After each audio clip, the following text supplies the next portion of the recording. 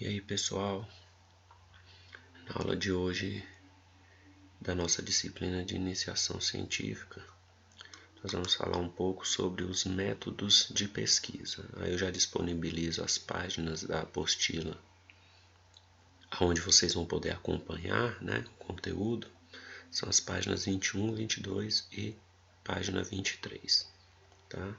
Aí nós vamos discorrer um pouco a respeito de algumas regrinhas, né, alguns fundamentos científicos. Nós vamos conceituar e ver os tipos diferentes de observações, tá, científicas, e também vamos ver os diferentes tipos de experimentação no sentido científico, lógico também, né?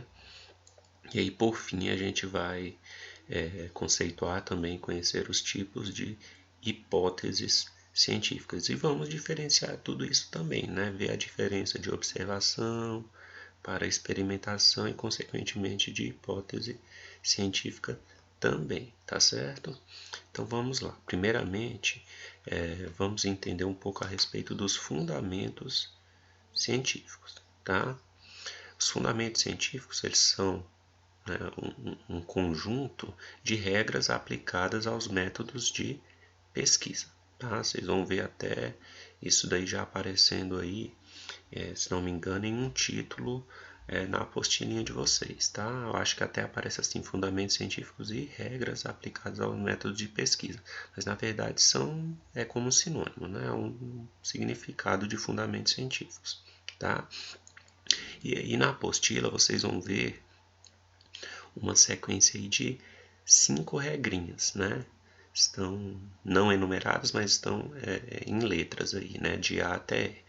Aí a primeira regra é que a pesquisa científica utiliza métodos objetivos e confiáveis para chegar à verdade. Quero chamar a atenção para duas coisas. Primeiro, ela utiliza métodos objetivos e confiáveis, ou seja, como eu já disse em uma aula anterior, né, se não me engano, lá na primeira aula, uma pesquisa, para ela ser reconhecida como algo científico, como algo que produza realmente conhecimento válido, é necessário que se tenha necessariamente o cumprimento de algumas regrinhas, o cumprimento de alguns objetivos, de alguns métodos, para que se seja reconhecido como uma verdade, tá? Então não pode ser feito aleatoriamente, tem que se seguir alguns padrões para que se tenha um reconhecimento, tá? E o segundo ponto que eu disse que eu queria chamar a atenção é para essa palavra verdade aí entre aspas. Por que que verdade está entre aspas? Para destacar? Não, para mostrar que essa verdade ela é volátil. O que é uma coisa volátil? Uma coisa que tem um caráter de mudança grande. Ou seja, essa verdade aí ela pode mudar a qualquer momento, né? Pode ser que de um dia para o outro, ou depois de alguns anos, ou que seja daqui a séculos, uma coisa que seja hoje admitida como verdade passa a ser algo errado, passa a ser uma mentira, né? Então, uma verdade na ciência, ela é verdade até que se prove o contrário, né? Até que se tenha um experimento, até que se tenha uma pesquisa que chegue e bata de frente com aquela verdade, entre aspas, né? E mostre que ela, na verdade, era um equívoco científico, não é isso? Então, é importante ter essa noção também. Aí a segunda regra aí, a B, diz que a verdade em ciência nunca é absoluta ou final. Pode ser sempre modificada ou substituída. Aí, né, tem a ver com o que eu acabei de citar para vocês também, né? Que a verdade, por mais que naquele momento ela seja admitida como tal, como a coisa correta, né, como a ciência, um conhecimento correto, pode ser que em um dado momento seja reprovada, né, aquela ideia. Então ela não tem que ser tida como algo absoluto, não. É algo que pode ser contestado e que pode ser comprovado como algo errado, né, em um dado momento, tá bom? E além de poder ser comprovado que não era uma verdade, ela também pode ser simplesmente modificada. Ela não tem que ser necessariamente substituída por um outro conhecimento. Pode ser modificado, por exemplo, pode ser complementado, né? Então, se tem uma certa verdade, pode chegar alguém depois de um tempo e falar, não, além disso, também tem mais isso, né? Então, pode acrescentar algo àquela verdade, né? Pode complementar, tá bom?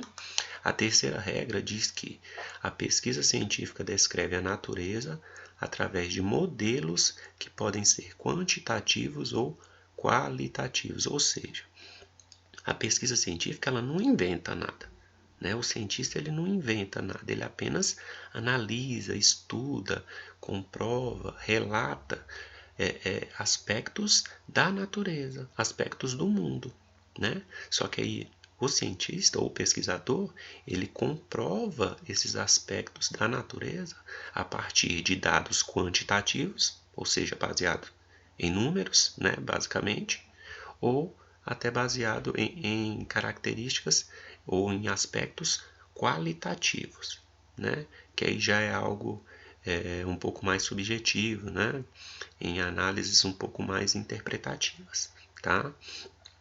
A quarta regrinha aí, a D, diz que a verdade sobre um conhecimento nunca é obtida integralmente, mas sim através de modelos sucessivamente mais próximos, né? Ou seja, aquele conhecimento que a gente obtém, que a gente chega em uma pesquisa, por exemplo, nunca significa um conhecimento em totalidade, né? Aquela ideia de que na verdade a gente não conhece praticamente nada do universo não é brincadeira, né? E isso em qualquer área aí da ciência, né? Como por exemplo na nossa área que é a parte de tecnologia, né? Por mais que a gente pense que já conhece muito, ainda há muito o que se descobrir, né? E o pesquisador ele tem que ter a noção de que ele vai chegar ao fim da vida dele, por mais que ele pesquise, ele não vai conhecer tudo, né? Então é importante que o pesquisador ele saiba até que há um processo que vai além da vida dele, né? Ele vai deixar aquele conhecimento para outras pessoas que vão continuar aquela pesquisa, que vão continuar aquela construção e que vão morrer também e deixar para outras gerações, tá? E a quinta regra aí, a E, por fim, diz que um conhecimento é válido até que novas observações ou experimentações o substituam. Então é importante que vocês entendam o quê? Não há uma verdade absoluta, mas aquela verdade momentânea, ela é válida, né? Até que chegue algo e comprove que não era bem assim, né? Então, uma descoberta nova, uma tese nova, ela é válida até que se prove o contrário, tá bom? Importante, né, dentro dessas regrinhas, desses parâmetros, que a gente entenda também, né, agora consequentemente, o que é uma observação, tá? Então, na sequência agora vamos conceituar o que é observação. A observação ocorre quando são utilizados os sentidos na obtenção de determinados aspectos da realidade. É uma forma de aquisição do conhecimento na qual o pesquisador não interfere no objeto do estudo. Ou seja, quando se observa, o pesquisador ele fica apenas visualizando, notando, percebendo o que ocorre. Aí, lógico, ele faz anotações, não é isso? Mas de forma alguma ele interfere no que ele está estudando. O que que significa? Que ele não pode chegar lá e mudar algo que está acontecendo. Ele não pode mexer em alguma coisa. Vou testar isso, vou testar aquilo. Não. Se é uma observação, ele apenas vê o que acontece, tá? Aí se há uma interferência da natureza ou algo assim, beleza, como o nome já disse, é da natureza, é algo natural, ele simplesmente observa, tá bom? Quando se coloca o exemplo aí do comportamento animal, eu acho que isso fica mais claro, né? Se alguém vai observar um comportamento, por exemplo, dos leões lá na savana africana, por exemplo, né? Lá na savana africana, ele não vai chegar lá e meter o dedinho onde não deve, né? Colocar o dedinho onde não deve, né? Senão o leão até vai acabar com ele, né? A verdade é essa. Mas assim, o que eu quero que vocês entendam? A pessoa está analisando o comportamento animal, ele não vai se intrometer na relação, por exemplo, lá do leão, que é o chefe, né? Com uma leoa ou com um outro animal. Não, ele vai só ver como que o leão age, né? Em tempo de chuva, como que ele age, né? Quando ele está com fome, quando ele tem os filhotes, não é isso? Quando está na época de acasalar, ele vai observando cada um desses aspectos sem se intrometer no que acontece em momento algum, tá? Isso é uma observação, tá? Então não há interferência do pesquisador ali nas ações, tá? Mas existem os diferentes tipos de observação. Por exemplo, uma observação ela pode ser assistemática ou então sistemática, para começar. O que é sistemática? É que segue um sistema, ou seja, que segue um conjunto de regrinhas, que segue um modelinho, né? Então, antes de começar a observação, já tem um modelinho ali, ó. Primeiro vou observar isso, aquilo, eu vou observar isso, isso e isso, tá? Vou observar desse momento até tal dia, né? Então tem todo um padrãozinho, um modelinho ali já predisposto. Agora, às vezes essa observação, ela acaba sendo um pouco mais, vamos dizer, aleatória, né? Ela não segue nenhum modelo. Aí, se ela não segue nenhum modelinho, nenhum padrão pré-definido, ela é assistemática, tá bom? A observação, ela pode ser também, geralmente ela é não participante, né? Então não tem nenhum tipo de interferência, nenhum tipo de envolvimento, né, do observador, ou seja, do pesquisador com o objeto, tá? A observação ela pode ser feita individualmente, né, ou seja, o pesquisador fazer a observação sozinho, ou em equipe, ou seja, com um grupo ali de apoio, com pessoas que tenham o mesmo interesse, ou às vezes até contratado por aquele pesquisador, né? A observação ela também pode ser feita na vida factual, ou seja, vida real, ou em laboratório. Aí a diferença aí é simples, né? Na vida factual é quando aquela observação é feita num ambiente externo, né? Igual eu acabei de citar, né? A pessoa vai lá na savana, lá na África, uma savana africana fazer a observação, né? Então ela vai num ambiente externo. É lá na vida real, é a coisa acontecendo mesmo. Ou às vezes também pode ser feita uma observação em laboratório, né? Então pega um animalzinho ali de pequeno porte, coloca ali dentro de um ambiente, infelizmente uma jaula ou um compartimento de vidro que seja, e fica observando o que acontece com um determinado animalzinho ali, né? Então no ambiente interno, em laboratório, tá bom?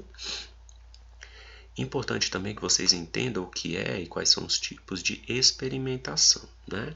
A experimentação, né, aí distintamente, né, diferentemente do que é a observação, é uma forma de aquisição do conhecimento em que o pesquisador fixa, manipula, olha só, manipula e introduz variável nos objetos de estudos nas áreas da química, física, eletrônica e informática. Quero chamar a atenção aqui para essas palavrinhas, olha só, manipula, ele introduz variável nos objetos de estudo, então já é uma diferença grande em relação à observação, né? Porque na observação não tem a interferência no objeto de estudo. Já aqui na experimentação é o contrário.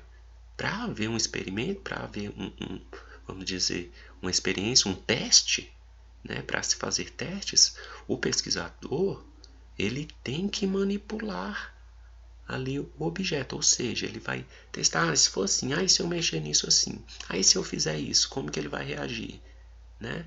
Se eu adicionar certa coisa à rede, ela vai melhorar, ela vai piorar? Se eu utilizar esse software aqui, fica melhor, fica pior? Quais são os pontos positivos, quais são os pontos negativos? Então ele vai mexendo ali nas possibilidades, ou seja, ele vai introduzindo uma variável ou outra para observar e experimentar consequentemente o que venha a acontecer em cada caso, tá? E aí os tipos são somente esses dois aí. Ou é feito em campo ou em laboratório, que é parecido com a ideia lá da observação factual em laboratório, né? Ou seja, é feito algo externo ou interno também quando se fala em experimentação. Pode ser um experimento em campo ou um experimento feito lá no laboratório, tá? E aí, por fim, conhecendo observação e experimentação, é importante a gente conceituar o que seja uma hipótese científica. Até porque a hipótese científica ela acaba utilizando desses dois conceitos, desses dois métodos que a gente citou, né, da observação e da experimentação. Veja só, a hipótese científica é um conjunto estruturado de argumentos e explicações que possivelmente justificam dados e informações, porém que ainda não foi confirmado ou desconfirmado. Veja que o desconfirmado tá até entre aspas e ainda com esse sublinhadinho vermelho embaixo, porque não é uma palavra do nosso dicionário, né? Foi uma licença poética aí que o escritor, que o autor aí da apostila utilizou, né? Para mostrar que é algo contestado, é algo comprovado que está errado, né? E aí o importante, que a hipótese científica é confirmada ou não, né? Ou não confirmada, justamente utilizando-se da observação ou da experimentação, tá?